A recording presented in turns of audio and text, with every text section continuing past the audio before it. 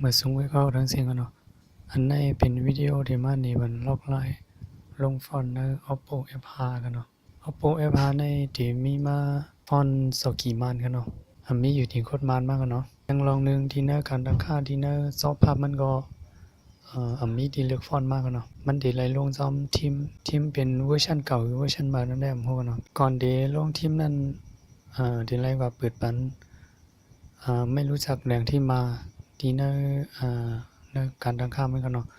อันนั้นก็เน็กซ์ที่แอปมันก็ได้คืนปันให้เข้ากับสูตรที่นั่นเสียก็ติดตั้งไรกันเนาะ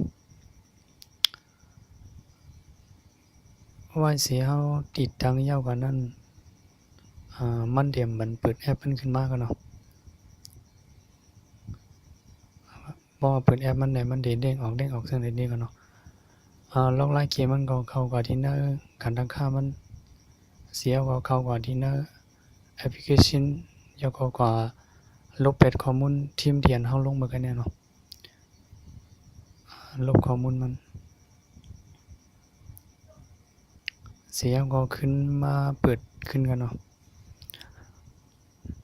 มันได้มีรีเคเขาในกว่าดังนั้นเลยเนี่ยยังมันถือข้างไว้อยู่ที่ใน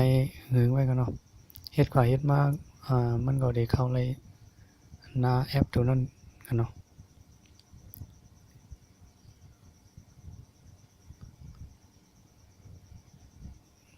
เพราะว่าเข้าเลยหน้าแอปอย่างไหนปากกว่าปากขึ้นด้านข้างยาวก็เข้ากว่าที่หางก้นได้กันเนาะ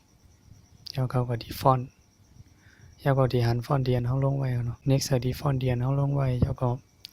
เป็นอันลงยาวตัวลีงามยาวกันเนาะมาเปิดด้วยกับในPlay Store ใน YouTube ใน Facebook เช่นไหนมันได้มีลิงก์ใต้กันเนาะได้หันลิงก์ใต้กันเนาะเพื่อการในเบราว์เซอร์ได้หันลิงก์ใต้กันเนาะมันนำไหลรุดเครื่องมันก็ไหลฝังเข้าใน